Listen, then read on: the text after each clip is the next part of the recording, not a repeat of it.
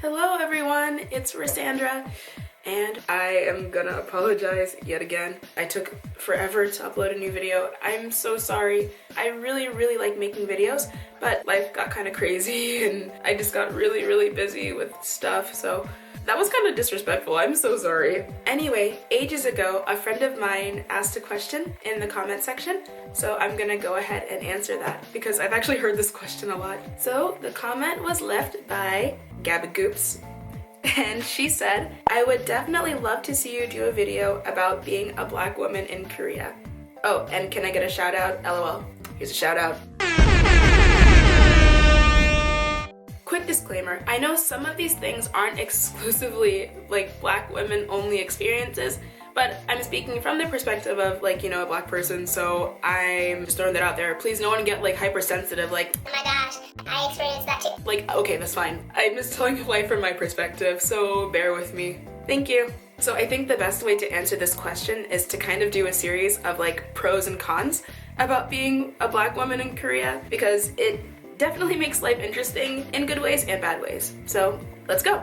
So the absolute first pro that I can think of is that you will absolutely be a conversation starter just by existing in Korea. I feel like this is less likely in bigger cities because, you know, you're more prone to seeing foreigners and foreigners of color, but if you're in the countryside like little old me, then you'll get a lot of attention, no doubt. So if you weren't really the popular kid in high school, don't worry, you'll make up for it here, I promise you. I noticed this at first when I first came to my city.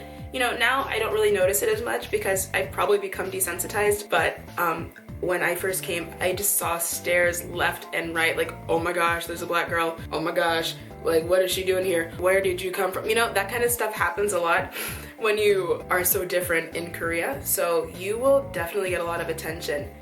It can kind of be annoying too, which brings me to my con. So I think con number one of being a black woman in Korea is that you get attention even when you really don't want attention sometimes. There are days like when I just want to run to the grocery store or like run somewhere, I don't know, but like I'm looking super crusty, and because woohoo, I'm black, like I get a lot of attention just because I exist here, you know? So sometimes it's cool, but a lot of times it's not.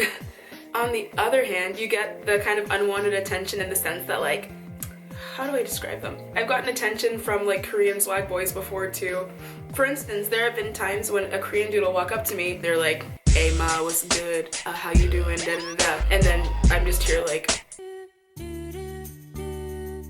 Another thing that is definitely a pro in my opinion is that as a black woman, I feel like I don't have to adhere to the pressures of Korean society as far as beauty goes. If you know anything about Korean culture, like beauty is like so important if you're a woman. Like there are so many standards that you have to follow. Like of course being like really slim, and they also love this thing called a V line where like the shape of your chin makes a V, and little things like that on top of having like flawless skin and, you know, flawless hair and all that stuff. But the cool thing is that doesn't really apply to us because we're not Korean. So it's kind of nice not having to like feel that sort of pressure from the society like everyone else does. Well, all the Koreans do at least. Especially like when you're kind of like an opposite of that standard anyway sometimes. And the cool thing is, even though like you don't fit the standard just because you're not Korean, it doesn't mean that you're like ugly in the society. I mean, I'm sure some people think you are, but like who cares about them? Sometimes you'll receive compliments about things that you've never heard a compliment about before. Like, I can't tell you how many times Korean girls have told me like, oh my gosh, I love your eyelashes. And of course in the States, it's like, my eyelashes, like, there's not really anything special about them, but they really like the fact that my eyelashes are curly, I guess because of course my hair is naturally curly. I've gotten compliments on my like complexion and even like my body shape, which is weird because you would think in a country that really loves the slim thing, I'm not a toothpick, so you do get compliments even though you don't follow the standards, and that's really nice. One con, however, is that sometimes it can be really hard to find clothes that fit you the way they do in the States. Of course, in the US, when you go into a store, you're more likely to find different kind of, ooh, I got a text message and I got so distracted. You're more likely to find different kinds of clothing that, you know, tailor to different body types. Like, you know, you have your petite people, you have your tall people, you have, you know, your plus size women, and, you know, those that fall in the middle. However, in Korea, that's not always the case. Oftentimes, I don't really have trouble finding clothing here, but there are times when, like, it can really be a struggle. Just so you know what I'm working with, because I don't have any secrets, like in Abercrombie & Fitch, I'm about an 8 in pants, so like fairly average, but like here, like you know what causes me problems?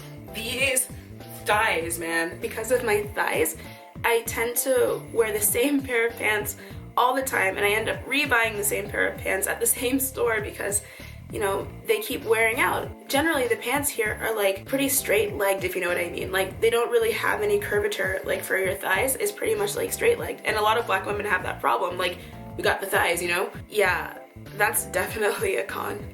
Another pro about being a black woman in Korea, I have said something similar in other videos before. You serve as a cultural ambassador.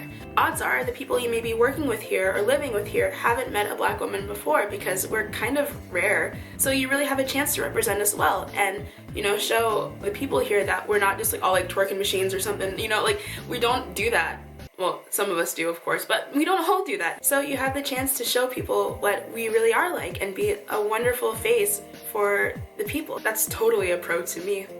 And the last con that I can think of, without this video getting extra long, oh my gosh, buying makeup here and taking care of your hair is the struggle of my life.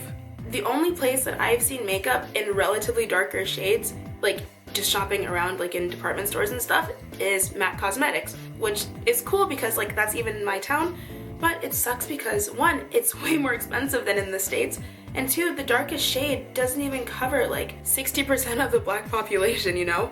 So just to show you what I'm working with, here is the foundation I'm currently using. Okay, so this is what I'm working with right now, and it may or may not focus, but yes! Okay, see, it's an NC45, and this color, right now, it's actually a bit too dark because it's winter time. I actually have to blend this with another like BB cream my friend gave me, but in the summer, there's no way that the color would work for me. It's way too light. So buying makeup is really, really a struggle sometimes. And the only thing that's more of a struggle in my opinion is probably like buying hair stuff. So some of you guys don't realize this, but I actually protective style my hair.